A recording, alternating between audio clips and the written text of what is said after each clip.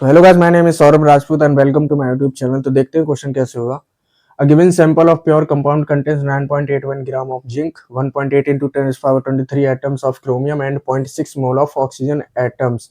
What is the simplest formula? क्या कह रहा है कि मेरे पास एक सैंपल है जिंक का, क्रोमियम का और ऑक्सीजन का, ठीक है, और वो मिलकर एक कंपाउंड फॉर्म करेंगे। तो हमसे पूछा कि उस कंपाउंड का सिंपलेस्ट फॉर्मूला क्या हो सकता है, राइट। तो कैसे करेंगे? देखो, सबसे पहले नाम number of moles of zinc find कर लेंगे। तो number of moles of zinc कैसे कैलकुलेट करेंगे? Given weight upon molar weight, right. Molar weight कितना होता है? 65, राइट। तो इसको जब कैलकुलेट करोगे तो ये आ जाएगा 0.15, राइट।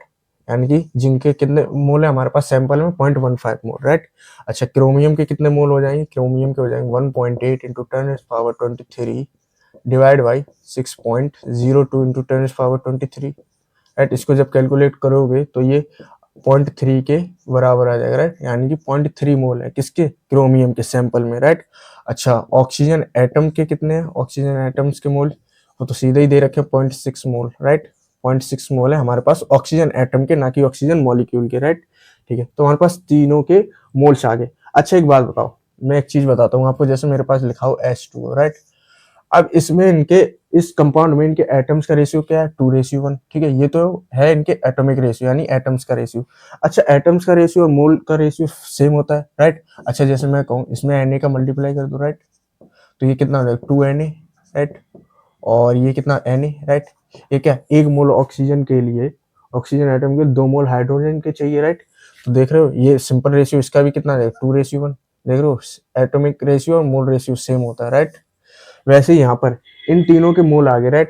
अच्छा, तो क्या मैं इसको इस तरह लिख सकता हूँ? Zn कितने मोल? 0.15, 0.15। क्रोमियम के कितने? 0.3, राइट। और ऑक्सीजन एटम के कितने? 0.6 मोल, राइट। मैं बिल्कुल लिख सकता हूँ क्योंकि ये जो मोल रेशियो है ना। अच्छा, पहले मोल रेशियो को सिंपल रेशियो में ले आओ। कितना आ जाए? 0.15 रेशियो 0.3 रेशियो 0.6, राइट। ठीक है, एक काम करो, इसको 100 से मल्टीप्लाई कर दो। 100 से मल्टीप्लाई कर देंगे तो ये कितना है? 15 रेशियो 30 रेशियो 60, राइट। तो ये आ जाएगा हमारे पास 1:2:4, राइट। इस सिंपल क्या आ गया? Mole ratio. और मोल रेशियो और एटम्स का रेशियो सेम होता है, राइट। देखो, जैसे मैंने H2O में आपको बताया, वैसे यहाँ पर ये क्या आ जाएगा? Zn और क्रोमियम के कितने? Cr2O4, right. अब देखो ये क्या है? अब यही हो सकता है हमारा क्या? सिंपलेस्ट से सिंपलेस्ट फॉर्मूला, राइट। अब इससे कम क्या हो सकता है? सिंगल Zn है, राइट। अब Zn इससे कम क्या हो सकता है, राइट। तो यही है हमारा सिंपलेस्ट फॉर्मूला।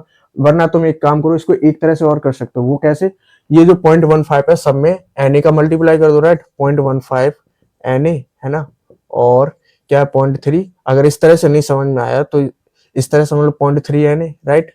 और ये 0.6 Na, राइट, क्योंकि ये मोल है ना। और नंबर ऑफ एटम्स फिर कितने हो जाएंगे? Zn के इतने हो जाएंगे सैंपल में, और क्रोमियम के इतने हो जाएंगे, और किसके? ऑक्सीजन एटम के इतने हो जाएंगे। और सिंपल रेशियो ले आओगे तो यही रेशियो आ जाएगा, है ना। वही सेम आ जाएगा, ZnCr2O4। और यही हमसे पूछा था कि क्या हो सकता है सिंपलेस्ट से सिंपलेस्ट फॉर्मूला, राइट।